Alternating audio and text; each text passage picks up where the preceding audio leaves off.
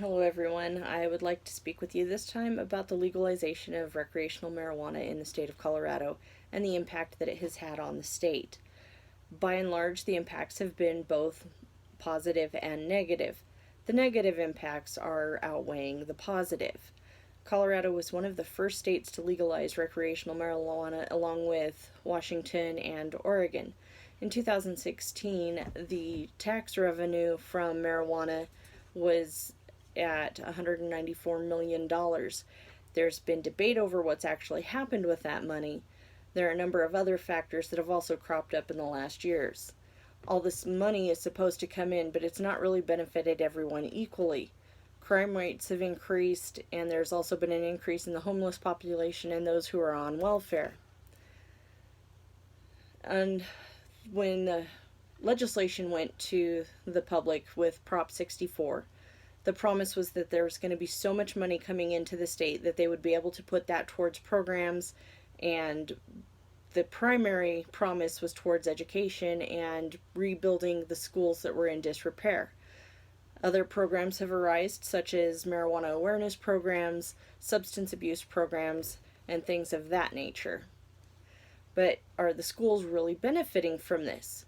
Superintendent Rico Munn of the Aurora Public School System has stated that the money is not significant enough to actually reduce the cost to the states and the communities when it comes to repairing the schools.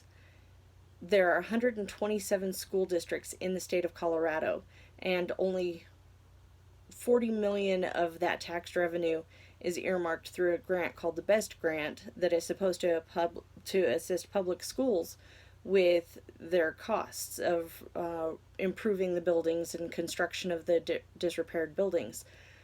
As it is, it costs $5 billion annually for the state to run all of its public schools.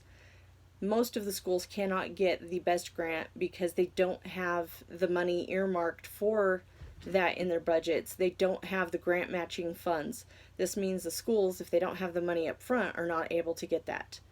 Schools in the Springfield RE District 4 have not received any of the marijuana funding. There has been no benefit in this rural area. Crime rates have gone up. Just in Denver alone, the legalization of marijuana increased the workload of law enforcement. The district attorney, Mitchell Morrissey, had written a letter to the state of California regarding the negative impacts that has been seen by the Denver metropolitan area regarding crime rates going up. In his letter, he made numerous valid points regarding that. Distribution and possession in excess of illegally allowed amounts has gone up. The number of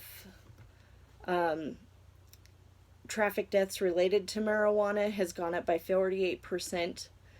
In Kim and Monty, they wrote the article in the Annals of Emergency Care, have stated that emergency room visits have doubled, almost nearly doubled, to 38 per 100,000 visits in 2013, which is up from 22 in 2010. That is across the state. Visits for acute marijuana intoxication, it has been the primary complaint. It manifests as anxiety, psychosis, depression, cardiac and gastrointestinal issues. Another unfortunate side effect is that pediatric exposure has also increased significantly. Ingestion of the marijuana edibles have contributed to this, as they are marketed in brightly colored packaging, and it's very hard to distinguish from actual candies and sweets, and children aren't going to know the difference. In the PowerPoint presentation that I have included with this, I have included a photograph of what some of the marijuana edibles look like. The unfamiliarity with the dosing with the edibles is where a lot of this toxicity is coming from. People aren't used to the delay that it takes for the high to hit, so instead of sticking with the dose they were recommended, they'll eat more, and then they wind up with toxic levels and wind up in very bad situations because of it. As with any controversial subject, what do the articles and studies say? Changing your search terms on Google or anything like that will bring up whatever you're looking for. If you want to show anything that's positive towards marijuana, you can find that. If you want to show anything that's negative towards marijuana, you're going to find that. More of the liberal sources of information are very pro marijuana, and of course the companies, the marketing companies, the tactics they take, they publish their own studies which are not vetted or peer reviewed or published in notable journals, just to show positive numbers for the outcomes of legalization of recreational marijuana. On the opposite side, the conservative side, you're going to see more information on the negative aspects of it, the crime rates, the impacts it's having on children, and all of that. The whole situation is going to come down more to a personal opinion more than anything else. Local effects in the region I am in for Baca County, Colorado. We have no dispensaries. The closest one is 2 hours away. But we still feel the effects locally. We have had a number of increase in the people who are moving to the community who are unemployed. They are not really looking for work. They just want to be near a marijuana dispensary, and they are now on welfare. The cost of living here is so much lower, so that is a drive towards people moving here. We also border Kansas and Oklahoma, where we're seeing an increase in drug trafficking out of the state to surrounding states. People are coming here to buy legalized recreational marijuana, and they're taking it to other states either for consumption or selling it. The entire southeast region of Colorado has seen a huge uptick in the number of homeless. For people who are panhandling for cash marijuana, this has increased the economic crimes such as burglary, shoplifting, vehicle theft, and things along those lines. Recently, the town of Springfield was approached by an entrepreneur who wanted to open up a medical dispensary. There has been massive opposition to it as well as massive support for it. It's almost an even split. The town's government sees it as a cash grab. That is a quick, easy way to make money. But what they don't see is that the increase in the income and the revenue is actually going to be fairly small, as the only money that they will see is the minor percentage on a tax rate that they may be able to add to the dispensary.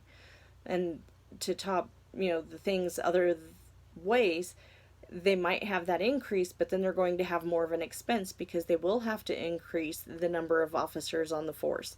They will have to increase hours on patrol and providing more secure areas where the dispensary is and all of that. We already have a problem with methamphetamines in this county.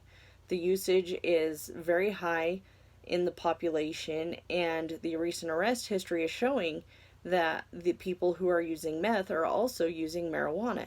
They seem to go hand in hand in this community. In the years since marijuana has been legalized here, the benefits have really not positively outweighed the positive benefits are just not enough in comparison to the negative benefits or negative consequences from it. Overall, it's not as great of a fix as people think it is. It's a good way to bring in quick money, but it's not enough to correct what the counter effect is going to be with the increase in crime rates and the exposures of children, the medical issues that are coming along with this. And any community really needs to be ready for the extra burden that's going to be taken on before they legalize marijuana. Thank you.